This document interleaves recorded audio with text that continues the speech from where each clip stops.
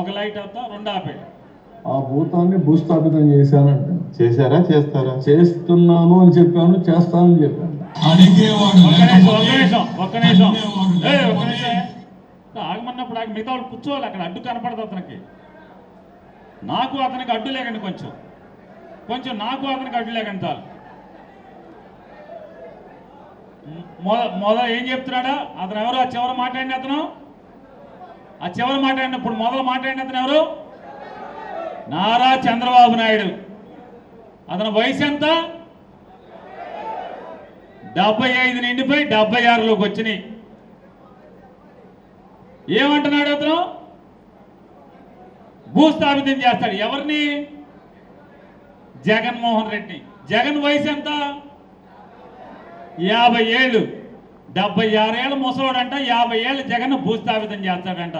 ఈ సొల్లు కబుర్లు వీళ్ళన్నీ తిట్టచ్చు. జగన్ భూస్థాపితం చేస్తావా?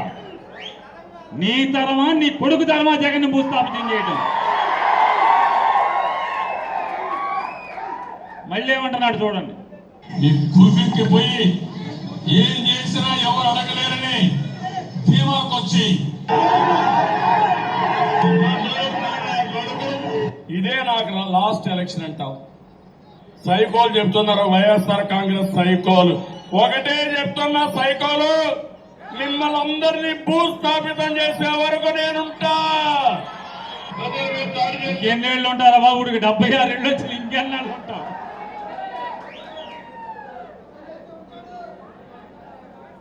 కాదు, సైకోలు అంట. దీనికి ముందు వీడియో చూశారు కదా, ఎవడా గుడివాడలో ఆ రకంగా ఆడపిల్లని అవమానపరిచి పచ్చి బూతులు తిట్టి కారు బద్దలు కొట్టి చంపటానికి ప్రయత్నం చేసిన వాళ్ళని సైకోలు అంటారా? మన్ని సైకోలు అంటారా? సైకోలందరూ మీరైతే ఇవాళ సైకోలు రాజ్యం వెళ్తుంటే ఈ రకంగా మాట్లాడతారు. మళ్ళీ ఇంకా మిగతా ఏనా? యాక్చువల్గా మీకు ఇక్కడ అంటే నిన్న మొన్న కూడా సంఘటనలు నేను కూడా చూసా.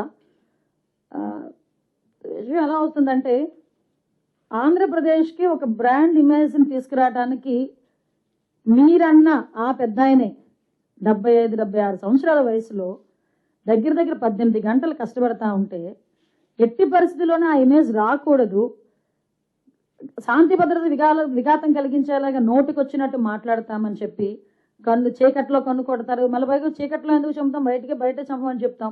అంటే ఈ టైప్ ఆఫ్ వర్డ్స్ ఉపయోగిస్తున్నారంటే నేను చాలా సందర్భాల్లో చెప్తానండి, మనం పొలిటికల్ లీడర్స్, మాజీ మంత్రి ఆ వ్యక్తి, ఒకనొక సందర్భంలో మీరు అడ్మినిస్ట్రేషన్లో అసెంబ్లీలో కూర్చొని అధ్యక్ష అన్నవాళ్ళు. అటువంటి వ్యక్తి మీకు మీరు ఎంత ఇదైనా మీకంటూ ఒక అభిమానించే వాళ్ళు కొంతమంది ఉంటారు. మిమ్మల్ని రోల్ మోడల్గా తీసుకునే వాళ్ళు కొంతమంది ఉంటారు. సో మీకు ఒక వయసు వచ్చింది, ఇంకొక పోటీ చేసేదంత కొడుకున్నాడు. అంటే మీరు ఒకరికి ఆదర్శంగా ఉండాలి అన్నది పోయి ఏదో ఏమీ లేనాకు ఎగిరెగిరి పడుతుందట, అన్నీ ఉన్నా కనివని ఉంటుందట. అది ఏమీ లేనాకులాగా కూర్చుని ఇష్టానుసారంగా అలా ఎలా పడతా ఉంటే చూస్తూ ఊరుకుంటారు అనుకుంటే ఎలా? అలాగే మేము కేసులు పెట్టి మా పని మేము చేసుకుంటున్నాం అనుకోండి, గొగ్గోలు పెడతారు, అక్రమ కేసులు అంటారు. నువ్వు మాట్లాడవచ్చు, మేము కేసు పెడతాం, అది అక్రమ కేసు అవుతుంది. ఎవరైనా దాన్ని యాక్సెప్ట్ చేస్తారా? ఆ వర్డ్ని యాక్సెప్ట్ చేస్తారా? చెప్పండి. నిన్న కూర్చొని మాట్లాడి చంద్రబాబు నాయుడు గారి గురించి ఎన్ని రోజులు బతుకుతారు? నాకు అర్థం కాంది, 4-5 ట్యాబ్లెట్లు వేసుకొని ఉదయం లేస్తే 4-5 ట్యాబ్లెట్లు మింగి 10 సంతకాలు పెడితే 11వ సంతకాన్ని చేతులు ఉనికిపోయే వాళ్ళు కూడా చంద్రబాబు నాయుడు గారి వయసు గురించి మాట్లాడుతున్నారు ఈరోజు. చంద్రబాబు నాయుడు గారు వ్యక్తిత్వం గురించి మాట్లాడుతున్నారు. చంద్రబాబు నాయుడు గారి లాగా నుంచొని ఒకే సబ్జెక్టు గురించి సబ్జెక్టుతో పాటు అవతల వాళ్ళకి మోటివేట్ చేసే విధంగా 2 hours నుంచి మాట్లాడమనండి ఎవరినైనా. నువ్వు మాట్లాడాలనుకుంటే బాగుంది, మాట్లాడొచ్చండి. కానీ నేను ఇప్పుడు ఎందుకు కొంచెం నేను ఆగుతున్నానంటే, మేము అనుకున్న థీమ్ ఒకటి ఈరోజు గాంజా విషయంలో, అది ప్రజల్లోకి వెళ్ళాలి. కాబట్టి ఇలాంటి విషయాలు ఏదైనా ఉంటే మాట్లాడడానికి నేను సిద్ధంగా ఉన్నా. నాకు కూడా చాలా ఉక్రోషంగానే ఉంది, మనసుకి బాధ అనిపిస్తుంది. ఉక్రోషం కూడా కాదు, మనసుకి బాధ అనిపిస్తుంది.